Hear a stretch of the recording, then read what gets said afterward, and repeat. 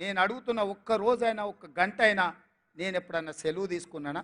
నా మంత్రులు ఎప్పుడైనా అందుబాటులో లేరా? మీకోసమే కదా సచివాలయంలో వచ్చి కూర్చుంటుంది. ఇవాళ వేలాది మంది సచివాలయానికి వచ్చి కాగితాలు ఇచ్చిపోతున్నారు కదా. ఇవాళ జ్యోతిరావు పూలే ప్రజాభవన్లో ప్రతి అధికారి అక్కడ కూర్చొని ప్రజలు ఇచ్చే వినతి పత్రాలు చూస్తున్నాం కదా.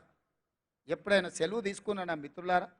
ఎప్పుడైనా అలసిపోయినట్టుగా అనిపించినా, నా కష్టం వచ్చినా కాలుని వచ్చినా అదిమి పెట్టుకొని ఓపికగా ప్రజలు విశ్వాసంతో నమ్మకంతో ఒక గొప్ప బాధ్యత తెలంగాణ రాష్ట్ర ముఖ్యమంత్రికి ఇచ్చిండ్రు, దాని బాధ్యతతో నిర్వహించాలని చెప్పి నేను ప్రయత్నం చేస్తున్నా కదా మిత్రులారా. ఎవరికైనా ఎప్పుడైనా ఏమైనా అన్యాయం ఏం చేసినామా? ఇవాళ ఎందుకు 3 నెలలు 6 నెలలు ఈ ప్రభుత్వాన్ని పడగొడతామని ఇక్కడ కేడీ అంటుండు, అక్కడ మోడీ అంటుండు. మీరు ఒక్కసారి ఆలోచన చేయండి. ఏమిటి దుర్మార్గం అని నేను అడుగుతున్నా. కేసీఆర్ ఎన్నికైతే 10 ఏళ్ళు ముఖ్యమంత్రిగా ఉండొచ్చు, నరేంద్ర మోడీ ప్రధానమంత్రిగా ఎన్నికైతే 10 ఏళ్ళు ఆయన ఢిల్లీలో దర్బార్ చెలాయించవచ్చు. మరి ఇవాళ ఇందిరమ్మ రాజ్యం పేదోళ్ళ ప్రభుత్వం వస్తే 6 నెలలు కూడా ఉండనియారంట. ఇదెక్కడ న్యాయం, ఇదెక్కడ ధర్మం అని నేను అడుగుతున్నా. ఇది న్యాయమా? మీరు ఆలోచన చేయండి. ఏం ఉద్దేశం, ఏం ఆలోచన? అక్కడ మోడీ అయినా ఇక్కడ కేడీ అయినా ప్రజల చేత ఎన్నికైన ప్రభుత్వం 40% ఓట్లతోని గెలిచిన ప్రభుత్వాన్ని పడగొడతామంటే ఇది ప్రజాస్వామ్యానికి దేశానికి మంచిదా అని నేను అడుగుతున్నా. విజ్ఞులు మేధావులు ఆలోచన చేయాలి. దుర్మార్గమైన రాజకీయాలను పాత్ర వెయ్యాలి. ఎందుకు పడగొడతామంటున్నాం మా ప్రభుత్వాన్ని అంటే పార్టీ ఫిరాయింపులు, పార్టీలను చీల్చడం, ప్రభుత్వాలను పడగొట్టడమే మీ నీతి, మీ జాతి అని నేను అడుగుతున్నా. ఒక పాలమూరు బిడ్డ, ఒక రైతు బిడ్డ ఇవాళ కుర్చీలో కూర్చుంటే చూసి ఓర్వలేకపోతురా? ఏం మా పాలమూరు బిడ్డలకు అర్హత లేదా? మేము చదువుకోలేదా? మాకు హక్కులు లేవా? మేము ఈ రాష్ట్రంలో ప్రజలం కాదా? 4 కోట్లలో మేము లేమా?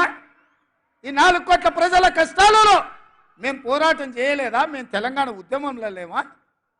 తెలంగాణ ఉద్యమంలో ఆ బేకార్ గారిని నుంచి పార్లమెంటుకు పంపించింది మేం కాదా?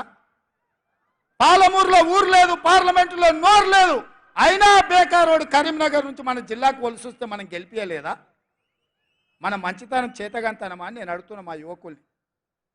కొడకల్లారా, ఎవడన్నా టచ్ చేసి చూడండి, మా పాలమూరు బిడ్డలు అగ్ని కణికలై మానవ బాంబులై నా కొడకల్లారా ఎవడన్నా మిగులుతే నేను చూస్తా అనుకుంటురేమో, తమాషా చేస్తురేమో. వానో వీనో సందులల్లా సకలగుల పెట్టి ఏదో చేద్దామని ఒక్కనొక్కని పండబెట్టి తొక్కి పేగులు తీసి మెడలేసుకొని ఊరేగుతాం బిడ్డ ఎవడని ప్రభుత్వం మీదకి వస్తే. ఇది ఆసామాసి అల్లాటప్పకు వచ్చిన వాళ్ళం కాదు బిడ్డ. నల్లమల అడవి నుంచి తొక్కుకుంటా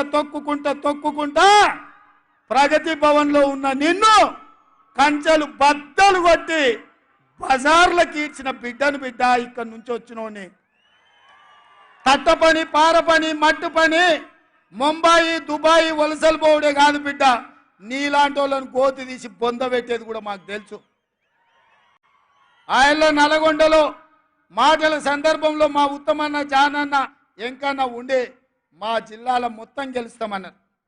సంతోషమయ్యా, మీరు ఎన్నన్నా గెలవండి, మా బిడ్డలు ఇంకొక సీట్ ఎక్కువ గెలిపిస్తారని చెప్పిన. నేను నల్గొండలు చెప్పిన. ఇవాళ మా ఎంకన్నోళ్ళు 11 గెలిస్తే మా బిడ్డలు 12 గెలిపించిరా. మళ్ళీ మా ఎంకన్న ఇవాళ అంటనే ఉండి పక్కల నుంచి, మా నల్గొండ భువనగిరి మేము అల్క గెలుతామే, మరి నీ